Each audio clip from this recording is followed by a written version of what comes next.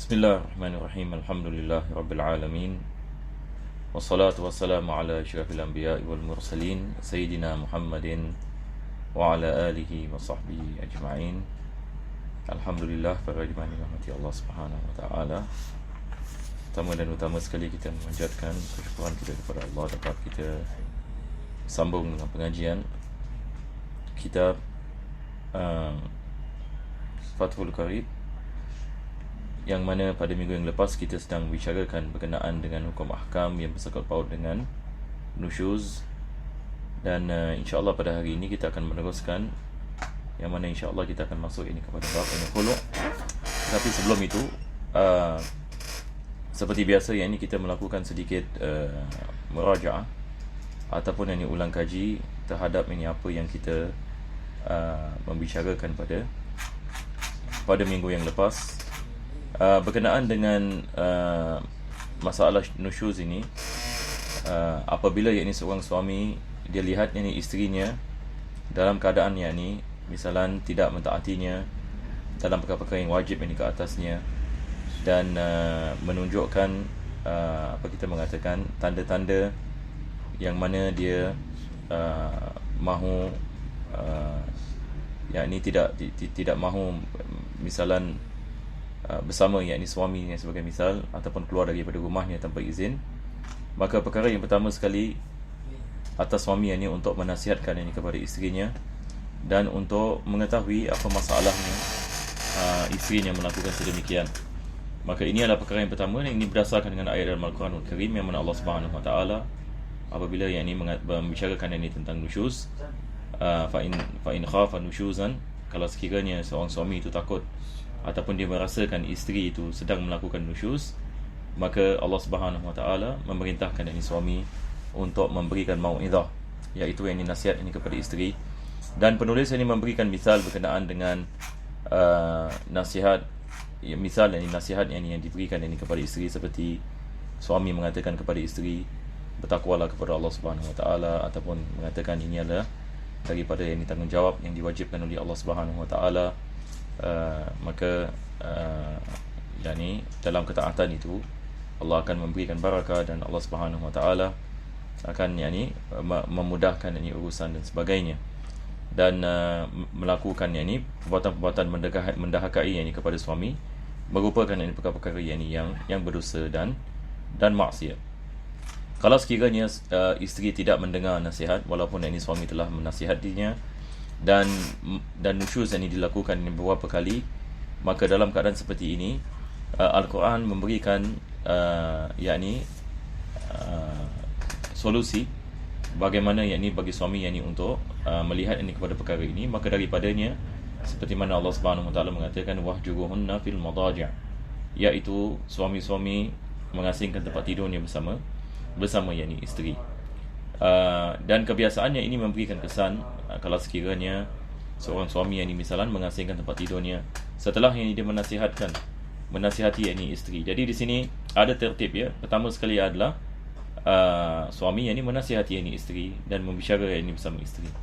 Kalau sekiranya ia tidak jalan, baru yakni suami mengasingkan tempat tidur yakni bersama isteri. Jadi tertib di sini juga ini perlu yakni kita faham. Maka mengasingkan tempat tidur, dan begitu juga dengan pukulan, seperti mana juga ayat mengatakan ia hanya yakni dibolehkan setelah yakni diberikan mau'izah. Maka kalau sekiranya isteri itu tidak kembali kepada ketaatan ini suami, walaupun ini setelah menasihati, walaupun ini setelah diasingkan ini tempat tidurnya, maka Islam ini memberikan salah satu daripada solusinya adalah dengan pukulan yang tidak mencederakan. Ini ulama kita mengatakan darbu ta'dib. Jadi penulis saya seperti Al-Imam Baijuri misalnya menukilkan sebahagian daripada ulama, apabila mereka mentafsirkan ayat tersebut, mereka mengatakan pukulan ini dengan menggunakan kain.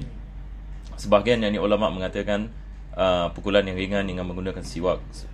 Maka ini adalah yakni jenis ini pukulan ta'dib yang dimaksudkan, dan bukan yakni jenis ini pukulan yang mematahkan tulang ataupun mengeluarkan darah, ataupun yakni memukul yakni pada kepala ataupun muka. Ini semua adalah perkara-perkara yang diharamkan. Begitu juga yakni pukulan di tempat-tempat yakni yang boleh yakni mencederakan, seperti di joints bahagian misalan tempat-tempat yang boleh menyebabkan kesakitan yang besar. Ini semua tidak dibolehkan. Maka penulis ini juga mengatakan, ini syarah Imam Baijuri, beliau juga menukilkan ini semua balik kepada maslahat. Kalau sekiranya suami merasakan dengan adanya pukulan yang takdib ini, seperti yang kita membicarakan, akan memberikan kesan kepada isteri. Tapi kalau sekiranya suami melihat ia tidak akan memberikan kesan kepada isteri, bahkan yang ini ditakuti, ataupun bahkan ia boleh berlaku yang ini lebih dahsyat lagi keadaannya, maka lebih afdal ini dia mengelak daripada memukul. Dan ini juga saya membicarakan pada minggu yang lepas, dan ini seperti mana disebutkan oleh beberapa ulama kita hari ini, seperti Syekh Ali Jumaah sebagai misal. Apabila beliau ditanya tentang masalah ini, maka beliau mengatakan yang dilihat ini kepada keadaan tempat yang kita tinggal di dalamnya. Jadi wanita ini berbeza-beza. Kita tidak boleh membayangkan wanita yang ada di dunia ini semua ini sama fahaman mereka. Ada sebahagian wanita yang ada kesan kalau sekiranya dinasihati. Ada wanita yang diberikan kesan kalau sekiranya suami mengasingkan tempat tidurnya. Ada wanita yang ada kesannya yang kembali kepada ketaatan dengan pukulan. Tapi tak semua wanita ini begitu. Ada wanita tidak. Ada wanita yang misalan berkesan dengan nasihat lebih daripada dengan pukulan sebagai misal. Jadi seorang suami itu lihat kepada keadaan isterinya, lihat kepada apakah perkara yang boleh mengubahkannya ataupun memberikan kesan kepadanya. Maka Islam memberikan solusi ini secara umum. Maka berkenaan dengan pukulan, kita harus lihat kepada maslahat. Kalau sekiranya kita melihat ada maslahat dan ini boleh memberikan kesan, maka Islam ini membenarkannya kalau sekiranya ia diperlukan. Jadi ini yang kita membicarakan pada minggu yang lepas. Jadi insya-Allah pada hari ini kita akan masuk kepada bab ini yang seterusnya.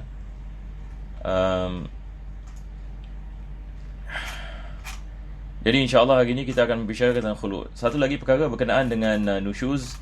Akhir sekali penulis ini mengatakan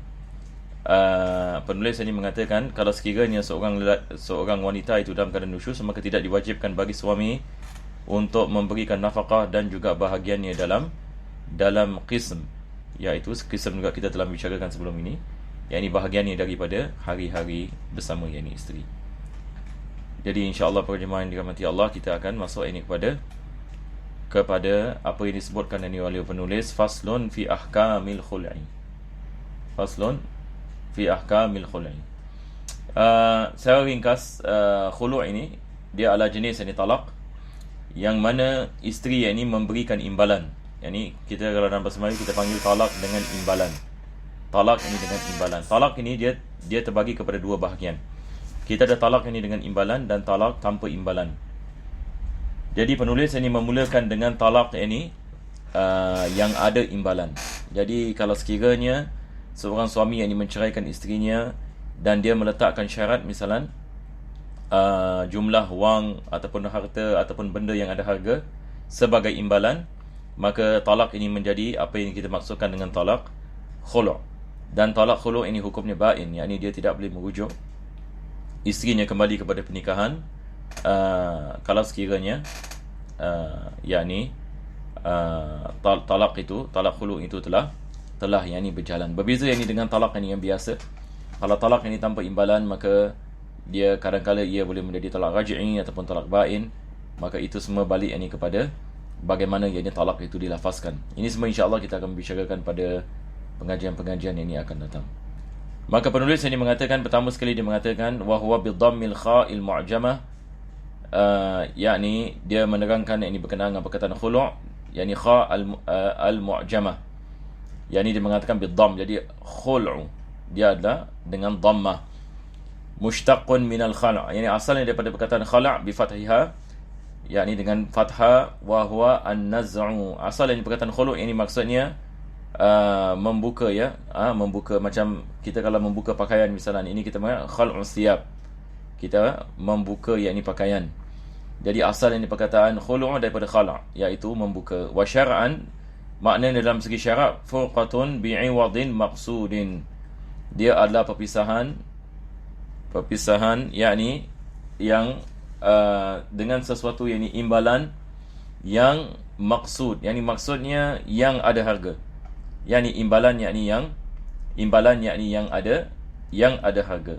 Yakni maksudnya kalau sekiranya seorang isteri ataupun seorang suami misalnya, yakni dia meletakkan syarat ini kepada isterinya, kalau engkau memberikan kepada aku darah ataupun kau memberikan kepada aku lipas ini misalan, aku akan ceraikan kau dengan talak khulu', sebagai misal. Maka ini kita mengatakan tidak sah. Ini kita mengatakan yakni tidak dikirakan sebagai sah. Apa sebabnya? Sebab imbalan tersebut yakni merupakan sesuatu yang bukan maksud, yakni tidak ada harga. Berkenaan dengan darah, penulis memberikan misal fa kharajal khul'u ala damin wa nahwihi. Dia memberikan misal sebagai misal kalau sekiranya seseorang itu cerai dengan khulu' dengan darah. Dan penulis yang maksud dia mengatakan dengan darah, maksudnya darah tidak ada harga. Ini pada zaman dahulu, walaupun ulama kita hari ini misalnya mereka mengatakan darah ini ada harga. Darah ada harga, yang ini hari ini kita ada blood donation dan sebagainya. Zaman dahulu yang ini mereka membicarakan yang tentang masalah darah ini, mereka mengatakan yang ini darah ini tidak ada harga. Yang ini tidak ada harga, yang ini sesuatu yang najis dan dia tidak ada harga. Maka kalau sekiranya seseorang yang ini suami melakukan yang ini talak yang ini seperti itu, maka talak tersebut ini tidak, talak khulu' tersebut ini tidak menjadi, bukan dikirakan yang ini sebagai talak yang ini khulu', disebabkan imbalan itu tidak sah. Imbalan itu yang ini tidak sah. Ini kalau kita mengatakan darah yang ini tidak ada harga dan dikirakan yang ini sebagai najis. Berbeza kalau sekiranya seorang suami yang ini dia menceraikan yang ini dengan sesuatu yang ada harga misalnya, ataupun dengan wang misalnya $100, $200. Ini tidak disyak kita mengatakan sah ini talak ini khulu'nya. Jadi ini definisinya. Kita kembali kepada definisi. Penulis ini mengatakan furqatun, yakni perpisahan, bi'iwadin maksud, dengan imbalan yakni yang ada harga baginya. Maka imbalan yang tidak ada harga baginya, maka ia tidak dikirakan ini sebagai yakni khulu'. Selepas itu penulis ini mengatakan wal khulu'u jaizun ala iwadin ma'lum. Dan khulu' ini yakni hukumnya adalah jaiz kalau sekiranya seseorang itu memberikan ataupun meletakkan syarat imbalan yang diketahui, yakni sebagai misal apa yakni benda yang diketahui. Kalau sekiranya yakni dia mengatakan imbalan yakni seperti wang yakni misalan, maka dia nak kena terangkan yakni wang ini berapa banyak, yakni adakah $100 ataupun $200 ataupun $300. Jadi ini iwadin ma'lum, yakni dia mesti maklum, dia mesti sesuatu yang diketahui. Perkara yang kedua dia mengatakan di sini maqdurin ala taslimihi, dia mesti sesuatu yang boleh diambil, boleh diambil, bukan sesuatu yang kita tidak boleh memberikan misalan. Sebagai misal dalam bab ini jual beli juga, daripada syarat jual beli adalah benda yang dijual itu mesti sesuatu yang boleh diperolehi, diperolehi. Kita tidak boleh jual misalan burung yang sedang terbang misalan, kita pun tak tahu sama ada boleh dapat ke tidak boleh dapat. Maka mesti sesuatu yang di bawah jagaan kita ataupun di bawah kekuasaan kita untuk kita nak memberikan ataupun menyampaikan kepada orang lain. Fa in kana ala iwadin majhul, maka penulis mengatakan kalau sekiranya imbalannya tidak diketahui.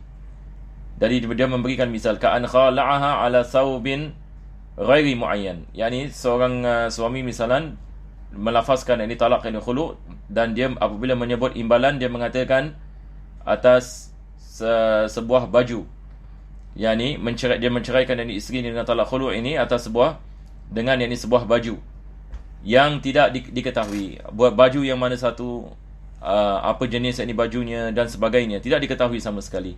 Apa yang akan berlaku adalah banat bimahril misl, maka ia tetap akan berlaku khulu', akan tetapi imbalan tersebut kembali kepada mahar misal, yakni mas kahwin yang semisalnya. Ini mahar misal dalam bab dalam rukun, bila kita membicarakan tentang mas kahwin sebelum ini, kita telah membicarakan apa yang dimaksudkan dengan mahar misal, maka tak perlu saya nak ulang ya. Jadi ia tetap dikirakan sebagai talak khulu', dan talak tersebut adalah ba'in, dan akan tetapi imbalan tersebut disebabkan ia tidak diketahui, maka ia menjadi mahar misal. Wal khulu'u sahih, khulu' yang sah adalah tamliku bihil mar'atu nafsaha, yang mana yakni seorang yakni wanita apabila yakni berlaku yakni khulu', maka beliau yakni seolah-olah yakni mendapatkan apa kita mengatakan yakni kebebasan, yakni beliau mendapatkan kebebasan, yakni maksudnya suami yakni tidak boleh yakni rujuknya kembali yakni kepada yakni pernikahan apabila yakni berlaku yakni khulu'. Berbeza dengan talak raj'i sebagai misal. Talak raj'i, walaupun yakni suami menceraikan yakni isterinya dengan talak raj'i, selagi mana dia berada dalam iddah, maka dia tidak ada kebebasan. Ini maksudnya tidak ada kebebasan di sini adalah dia masih di bawah yakni suami boleh merujuknya kembali yakni kepada pernikahan. Berbeza dengan talak yakni khulu'. Wala raj'ata lahu, yakni ini yang penulis ini mengatakan tidak ada rujuk ini baginya. Yani ini maksudnya ini seorang wanita memiliki dirinya. Yani maksudnya dia bebas yakni daripada suaminya setelah ini berlaku talak yakni khulu'. Ai az-zauj 'alaiha, yakni tidak ada rujuk yakni bagi suami yakni ke atasnya. Sawa'un kana al-'iwadu sahihan aw la. Sama ada imbalan itu imbalan yang sah ataupun imbalan yang tidak, ataupun imbalan yang tidak sah. Seperti mana tadi kita mengatakan berkenaan dengan imbalan yakni dengan baju yang tidak diketahui, maka imbalannya tidak sah, akan tetapi khulu'nya sah. Imbalannya tidak sah, akan tetapi khulu'nya sah, maka imbalannya kembali yakni kepada mahar misl. Seperti mana kita mengatakan wa qawluhu illa binikahin jadid. Dan berkenaan dengan perkataan ini penulis ini mengatakan illa binikahin jadid, yakni kecuali dengan nikah yang baru. Maksudnya kalau sekiranya seorang suami dia menceraikan isterinya dengan talak khulu', maka ia sudah menjadi talak ba'in, tidak dibolehkan baginya rujuk isterinya kembali kepada pernikahan seperti mana kita mengatakan, kecuali kalau sekiranya dia menikahi isterinya sekali lagi. Yani kalau dia berkahwin, maka dia nak kena berkahwin dengan mas kahwin yang baru. Dia kena berkahwin yakni dengan semua rukun-rukun nikah, yakni dengan 2 saksi, dengan ijab dan qabul yakni dan sebagainya. Maka penulis ini mengatakan berkenaan dengan lafaz ini tidak disebutkan di banyak yakni manuskrip. Ini penulis syarah yakni kitab Abu Syuja', yakni dia mengatakan ini di sebahagian ini manuskrip ini tidak disebutkan perkara ini, maka dia mendatangkannya di sini.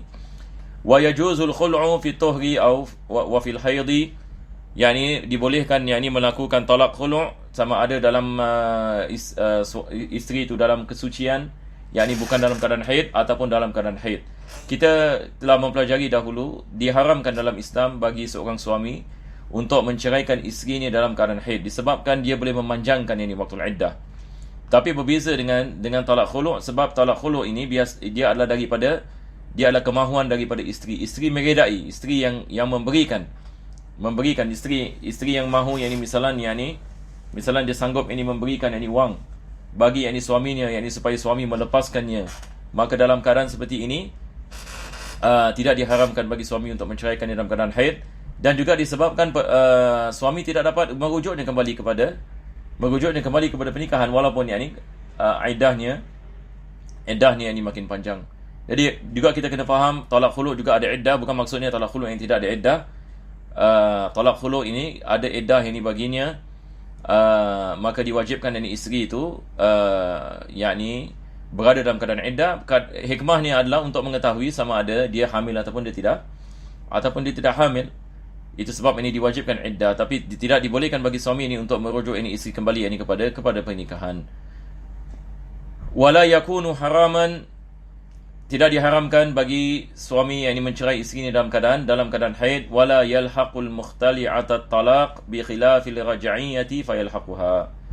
Maka berkenaan dengan wanita yang diceraikan dengan talak yakni khulu', apabila yakni berlaku yakni talak, maka tidak dibolehkan bagi suami untuk menceraikannya sekali lagi, sebab ini sekarang dia sudah menjadi ba'in.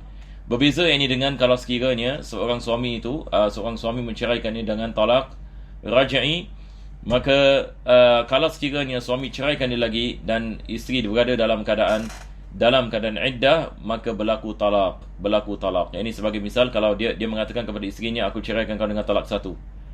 Sebab selepas itu isteri itu langsung ini masuk kepada iddah, betul ke tidak? Ini iddah ini apabila suami menceraikannya, automatically ini dia iddah. Terus dia iddah. Apabila dia berada dalam keadaan iddah, suami ceraikan dia lagi 1. Dia mengatakan aku ceraikan kau dengan talak 1 misalan. Maka sekarang talak ini sudah menjadi 2. Walaupun dia berada dalam keadaan iddah, maka talak itu dikira. Berbeza dengan khulu', yakni kalau sekiranya suami yang menceraikan isterinya dengan talak khulu', selepas itu isteri masuk dalam keadaan iddah, selepas itu ini dia ceraikan isteri lagi sekali, ini kita mengatakan tidak sah, tidak dikira, sebab dia sudah menjadi ba'in. Dia sudah ini menjadi ba'in. Jadi ini adalah yakni hukum ahkam yang bersangkut paut ini dengan talak khulu'. Selepas itu ini penulis ini mengatakan faslun ini fit talaq. Selepas dia membicarakan tentang talak yakni khulu', talak khulu', maka dia akan membicarakan yakni tentang talak yakni yang dilakukan tanpa imbalan. Jadi talak yang ada imbalan dikenali sebagai khulu', manakala talak yang tidak dikenali tidak ada imbalan, dia merupakan talak biasa, seperti mana yang penulis ini akan membicarakan yang selepas ini.